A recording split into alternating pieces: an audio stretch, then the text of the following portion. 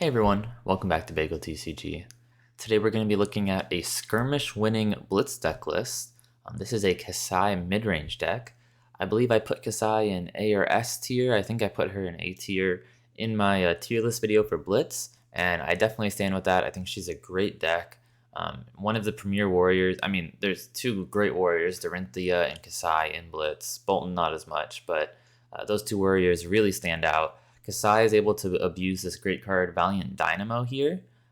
So we're going to jump into this deck and we're going to talk about how this deck is very good at blocking and how it's able to play a nice mid-range style of efficient blocking with efficient threats. Let's expand a little here so we can look at Valiant Dynamo. So this card is kind of the centerpiece of our blocking abilities, right? So at the beginning of your end phase, if you've attacked 2 or more times with weapons this turn, you may remove a -1 counter from Valiant Dynamo, right? So Valiant Dynamo, it blocks for 1. When it blocks, it gets a -1 counter, right? And then when you attack with 2 or more times, it gets rid of that -1 counter. So ideally, it'll block for 1 every single turn, and you'll be able to remove that counter every turn by attacking with each of your Centauri Sabers, right? So it's able to block very efficiently. Most decks cannot just get a free 1 block every time. This will stop Kodachis, making it hard for Mask of Momentum to trigger against Ira. It'll round out 4 very well against Briar, for example. You can block for 3 with a card and then 1 with Valiant Dynamo. It just provides a lot of value, and that will add up to 5, 6 or more block for free over the course of the game, right? The rest of our equipment's pretty standard here. We have Arcanite Skullcap and Braveforge Bracers. These are both really good at blocking. Courage of Bladehold is also quite good at blocking. Fyendal Spring Tunic is against decks that we don't need to block as much against, right? So I think usually we'll be on Courage of Bladehold here, but Fyendal Spring Tunic is nice against, Wizard, for example, where, we don't really need to block, or something where I think Wizard you would actually play Null Rune Road, but there are some decks that we wouldn't want to block as much against, and Fyendal Spring Tunic is more relevant there, right? So maybe against Guardian, I could say. I don't know. I think Courage is probably the play. But, we have 11 equipment slots, so it's there. We have the 3 Null Rune and Refraction Bolters. This is going to be our 4 equipment setup against Wizard, where the Valiant Dynamo block isn't really relevant, so we just want the extra damage from Refraction Bolters. And we will have these 3 Null Rune to hopefully pitch blues and stop their arcane damage. Kano is still a very, very powerful deck in Blitz, and you always need to be packing at least triple Null Rune against them. And then we have our 2 weapons, these 2 Centauri Sabers. These attack for 2 for 1 resource, but if they're defended by an attack action, it gets +1 until end of turn, right? We're going to move on now into the main deck. You're going to see a pretty decent number of blues here. We have 14 blues in the deck, 5 yellows, and 21 reds. This deck is looking to, that's a pretty standard number for a mid-range deck, I would say, is 14 blues. We have a lot of ways to give our weapon go again, because our main goal, like I said, is to swing with both of our swords, right?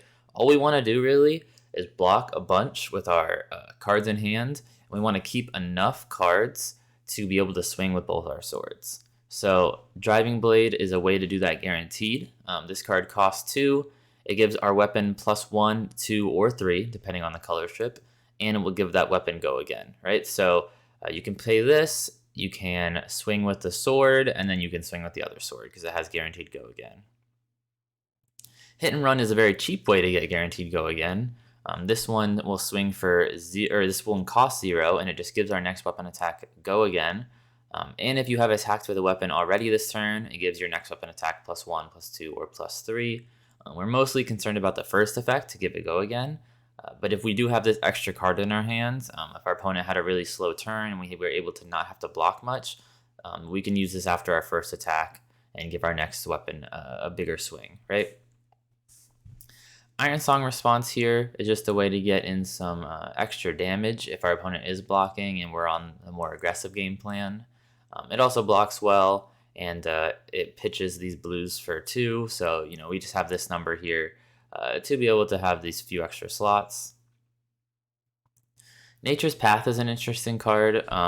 This one, the blue will give our next weapon attack +1, and the red will give our next weapon attack +3.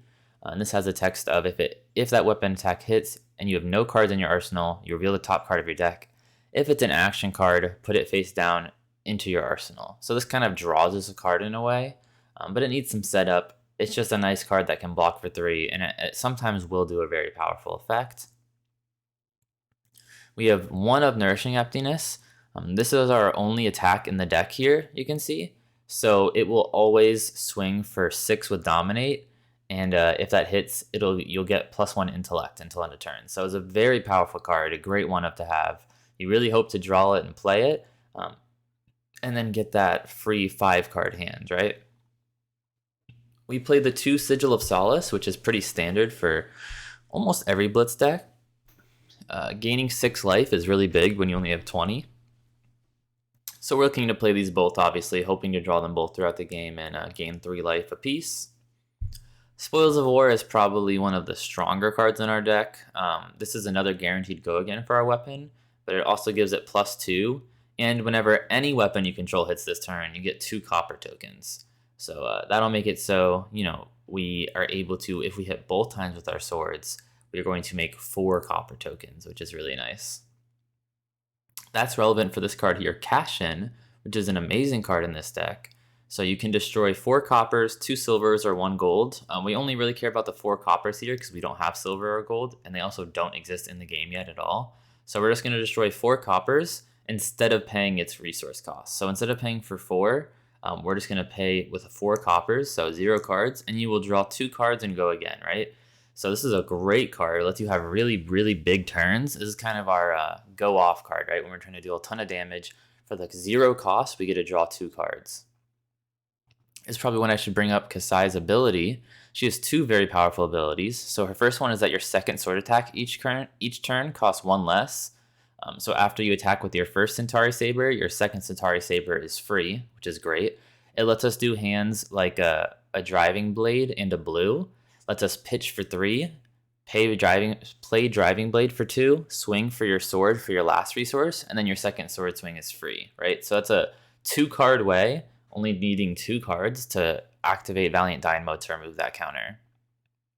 Very powerful ability, reducing your second sword by 1.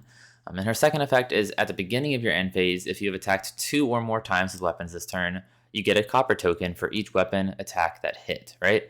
So this lets you slowly build up copper tokens. Copper tokens are little items that are tokens that let you pay 4 resources to destroy them and draw a card.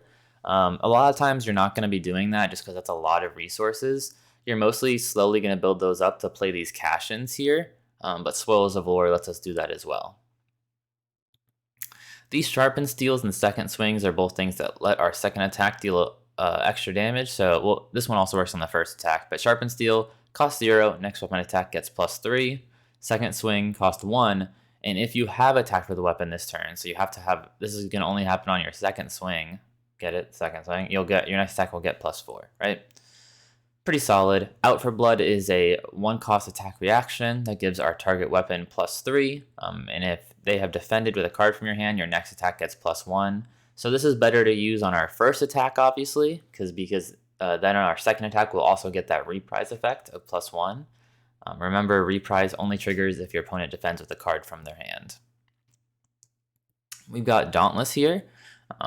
We play 1 blue Dauntless. This is pretty good against decks like Ninja that play a lot of defense reactions with all their flick flacks. This will cost 1, and it'll make their next defense reaction cost an additional resource. Considering all their defense reactions usually cost 0, this is really painful for them to have to pitch for those defense reactions. But the reason we play the blue is if it's against a deck that's not running any defense reactions, it's still a blue, which is really good. It still blocks for 3, so the downside of playing it's pretty low.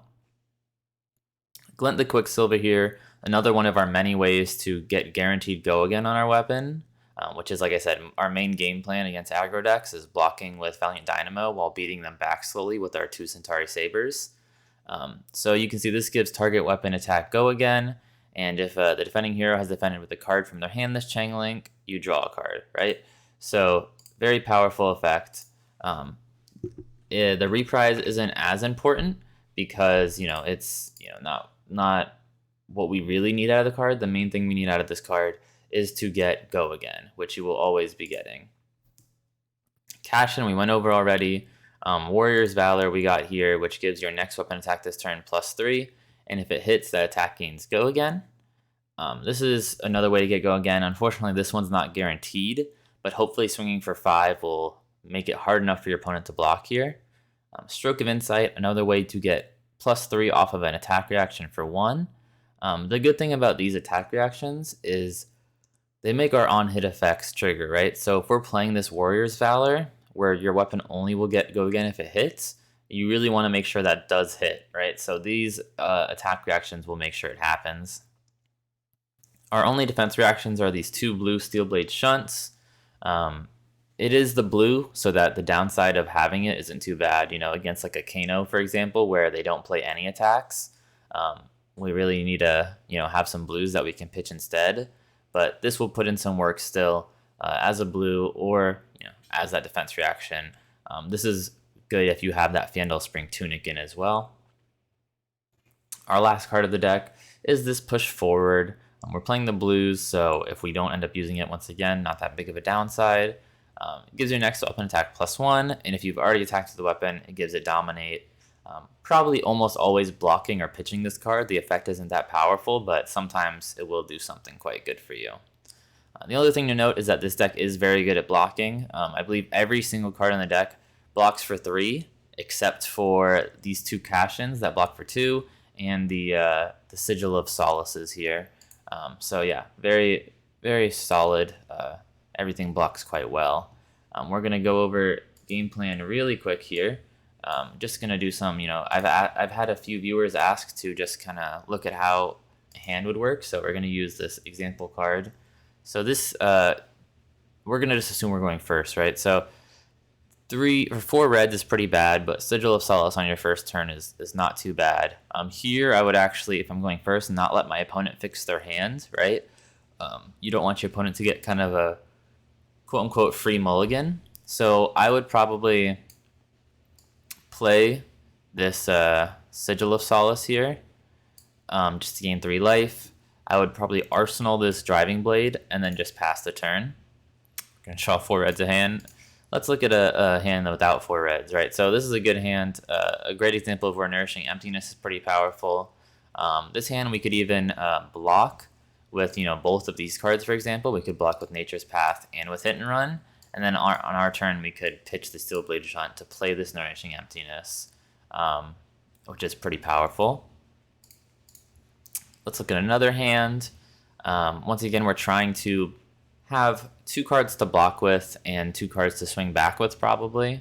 For example, this hand, you could block with any combination of this. Probably Nature's Path is the first thing, because we're trying to get Go Again.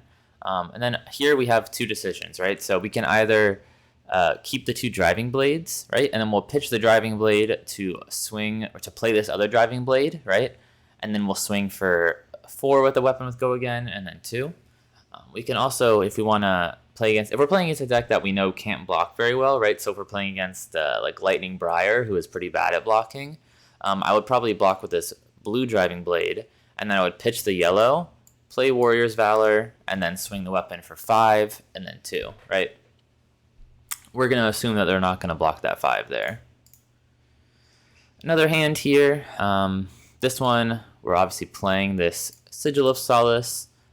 We might not block with this hand because it's not the best at blocking. We could optionally block with this Stroke of Foresight, but what I would probably do is pitch this Hit and Run, play this Hit and Run to give our weapon Go Again. I would probably swing and then just play this Stroke of Foresight for damage. If you do feel like you need to block, you can play that Stroke of Foresight.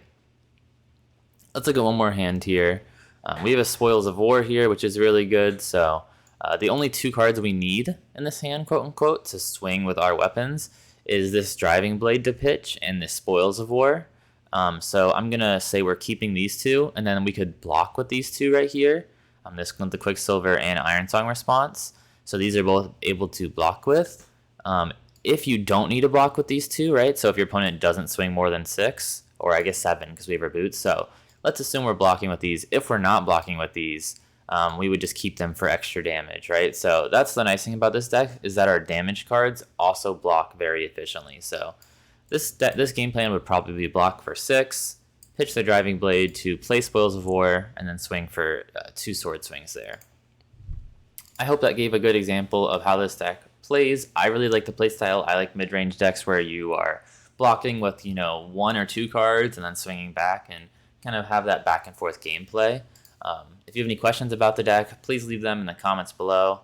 Thanks again for watching. Remember to like and subscribe, and I'll see you guys next time.